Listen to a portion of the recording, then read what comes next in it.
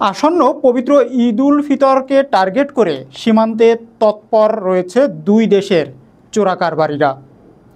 রমজান শেষে ঈদ বাজারকে কেন্দ্র করে অবৈধ পথে দেশে আসছে শাড়ি, কসমেটিক্স সহ অন্যান্য পণ্য সামগ্রী। বিজিবি বলছে, ঈদ সামনে হওয়ায় চোরাকারবারিরা সক্রিয় রয়েছে, এজন্য টহল ও গোয়েন্দা নজরদারি বৃদ্ধি করা হয়েছে। বিস্তারিত মোহাম্মদ মুশফিকুর রহমান স্বপনের রিপোর্টে। সুনামগঞ্জের সঙ্গে ভারতের ১২০ কিলোমিটার সীমান্ত পথ রয়েছে। এসব সীমান্তের বিভিন্ন দুর্গম এলাকা দিয়ে ভারতীয় পণ্য বাংলাদেশের অভ্যন্তরে প্রবেশ করে সড়ক ও নদীপথে দিয়ে। রাজধানী সহ দেশের বিভিন্ন এলাকায় পাচার করছে চোরাকারবারি চক্র।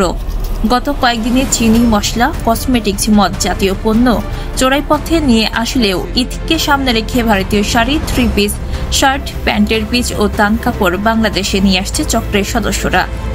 গত এক সপ্তাহে সীমান্তে দুটি বড় অভিযানে সফল হয়েছে বিজিবি। গোপন তথ্যের ভিত্তিতে অভিযান চালিয়ে প্রায় 3.5 কোটি টাকার ভারতীয় শার্ট, প্যান্ট, ব্লেজার, পাঞ্জাবির কাপড় জব্দ করা হয়েছে। বিজিবি বলছে, ঈদের বাজারকে সামনে রেখে চোরাচালানের তৎপরতা বেড়েছে, এজন্য সীমান্তে প্রতিটি বিওপিতে লোকবল ও টহল বাড়ানো হয়েছে। এই গত 2 দিনে 6 এবং 7 মার্চ 28 বিজিবি কর্তৃক সর্বমোট 3.5 কোটি টাকা মূল্যের ভারতীয় পণ্য জব্দ করা হয়েছে।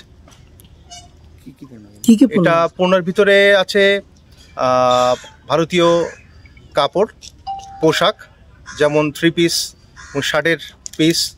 তারপরে এটা ছাড়াও ছিল হলো মানে শার্ট এবং স্যুটের কাপড়। তারপরে শাড়ি কিছু এসেছে, এছাড়াও কসমেটিক্স আইটেমও আছে। ঈদকে সামনে রেখে আপনারা কি ধরনের তৎপরতা রেখেছেন? ঈদকে সামনে রেখে আমাদের প্রত্যেকটি বিওপিতে আমাদের যে আভিযানিক কার্যক্রম, তারপর টহল তৎপরতা এবং যে গোয়েন্দা তৎপরতা আমরা অনেকাংশে বৃদ্ধি করেছি। তো আমরা আশা করছি যেভাবে আমরা গত 2 দিনে ভারতীয় পণ্য জব্দ করতে পেরেছি, আমাদের এই ধারা অব্যাহত থাকবে। অবৈধ পথে শাড়িসহ অন্যান্য মালামাল দেশের আশায় রাজস্ব হারাচ্ছে সরকার। তাই মালামাল জব্দসহ চোরাচালানিদের তালিকা করে আইনের আওতায় আনার দাবি সচেতন মহলের। বিজিবি কালকে রাত্র অনেক মাল ধরছে, এর আগে রাত্র মাল ধরছে। 24 ঘন্টা এখানে বিজিবি টহল দিতেছে। বিজিবি একদম সরতেছে এখানে থেকে, জায়গা চেঞ্জ হইতেছে টহল বাড়ি। ঈদ উপলক্ষে কি মাল আছে? ঈদ উপলক্ষে এরা এই যে কসমেটিক গুলা বেশি নামা আর কি, কসমেটিক। এরপরে মদও নামা, অনেক পার্টিছে মদ। কালকে রাত্র মদ ধরা হয়েছে। কাপড় সুপর এগুলো যে কাপড় সাপড় নামে, ঈদ উপলক্ষে তো কাপড় নামবো, কাপড় কসমেটিক এগুলো নামবো।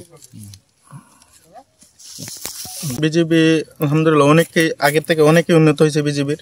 তারা প্রচুর পরিমাণ কষ্ট করতেছে, আর যখনই শুনে তারা মাল নামতেছে তারা অ্যাটাক করে ধরে ফেলতেছে। বেশি মানে তারা বর্ডার ক্রস করতে পারতেছে না, এর মধ্যেই ধরে ফেলতেছে।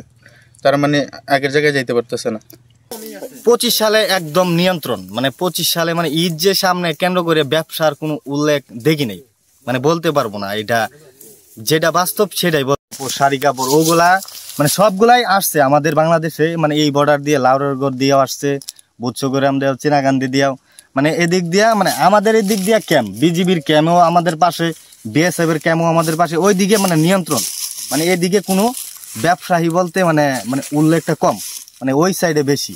ঠিক আছে, মানে আমাদের সামনে মানে ঈদ সামনে আসছে বললেই বিজিবিরাও টহল করাকর করতেছে। ঠিক আছে, বিএসএফও টহল করতেছে করাকর। এই কারণে মানে মাল ভারতের পণ্যগুলো বাংলাদেশে খুবই কম, মানে এই বলতে মানে 2025 সালে নাই বলতে চলে। আরো কম করতে হলে কি দরকার? আরো কম করতে বলতে মনে করেন বিজিবি টহল করাকর করতে হবে, মানে বিজিবির সাথে অন্য বাহিনীরাও তার সাথে একটু জোর দিলে আমাদের মনে হয় যেটা মানে ভালো হবে, মানে তাছাড়া আর কিছুই নেই। বিজিবি এখন আগের চাইতে অনেক বেশি পরিশ্রম করতেছে, অনেক বেশি তারা সতর্ক আছে, যেভাবে মানে বর্ডার থেকে অবৈধ মাল না আসে, আর ওই বিষয়ে খুবই সতর্ক।